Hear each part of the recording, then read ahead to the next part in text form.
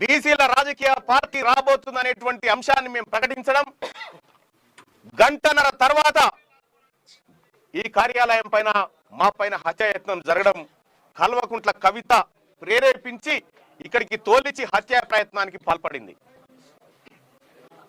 ఇవాళ బీసీల పైన దాడులు చేస్తే, తీన్మార్ మల్లన్నను హతమారిస్తే బీసీ ఉద్యమం ఆగిపోతుంది అని కల్వకుంట్ల కవిత గారు భ్రమపడుతున్నారేమో. కానీ ఇవాళ నా ఆఫీస్ మొత్తం రక్తపు మరకలతో నిండిపోయింది. ఈ రక్తపు మరకల సాక్షిగా చెప్తా ఉన్నాం, తెలంగాణ రాష్ట్రంలో బీసీలము బరాబర్ రాజకీయం చేయబోతా ఉన్నాం, రాజకీయ పార్టీగా ముందుకు రాబోతా ఉన్నాం.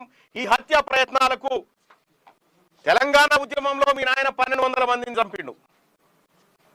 ఆ తర్వాత నేరెళ్ల ఘటనలో అనేక మంది మీ అన్న చంపిండు, లారీలతో దొక్కించి చంపిండు.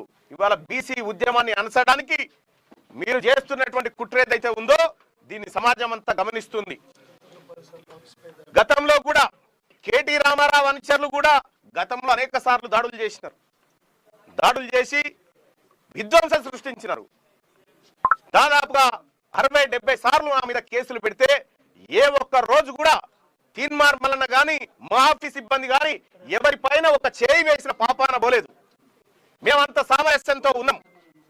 కానీ వాళ్ళ కల్వకుంట్ల కవిత గారు ఈ రకమైనటువంటి హత్యా ప్రయత్నాలకు కూడా స్కెచ్లు వేస్తారన్న విషయం ఇయాలనే అర్థమైతా ఉంది.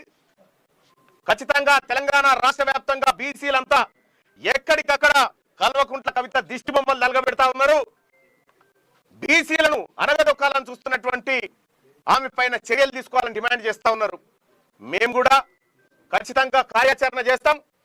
ఈ దాడులతోటో, ఈ బెదిరింపులతోనో, ఈ హత్యాయత్నాలతోటో బీసీ ఉద్యమం ఆగిపోతుందని మీరు భ్రమపడితే నేను చెప్తా ఉన్నా, మీరు రాసి పెట్టుకోరి, రాబోయే 3 సంవత్సరాల్లో మిమ్మల్ని రాజకీయంగా పాతాళానికి తొక్కే బాధ్యత మాది. బీసీలము అనగారిన వర్గాలను ఈ రాష్ట్రంలో అధికారంలోకి రావడానికి మా ప్రయత్నంలో ఇసుమంతా కూడా తగ్గదు. మరింత రెట్టించిన ఉత్సాహంతోనే ముందుకు పోతాం తప్ప ఈ దాడులకు తీన్మార్ మల్లన్న భయపడు. ఇక నా పైన దాంతో కొట్టడం జరిగింది. ఈ కొట్టినటువంటి నేను అడ్డుకోవడంతో మా బాలకృష్ణ మా గన్మెను ఆయన వెప్పన్ లాక్కొని నా మీద కాల్పులు చేయడానికి ప్రయత్నం చేశారు.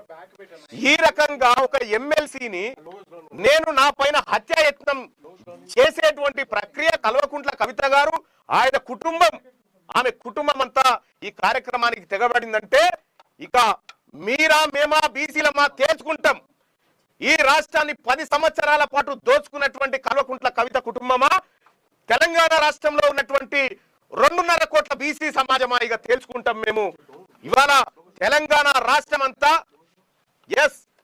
మేము పోరాడుతా ఉన్నాం. ఈ ప్రజలకు జరుగుతున్న అన్యాయాలు బయట పెడతా ఉన్నాం. మాకు రాగాల్సినటువంటి వాటా గురించి మాట్లాడుతా ఉన్నాం. ప్రభుత్వాన్ని నిలబిస్తా ఉన్నాం. ఈ ప్రభుత్వం మా సలహాలు స్వీకరిస్తా ఉంది. ఎక్కడైనా పొరపాట్లు జరిగితే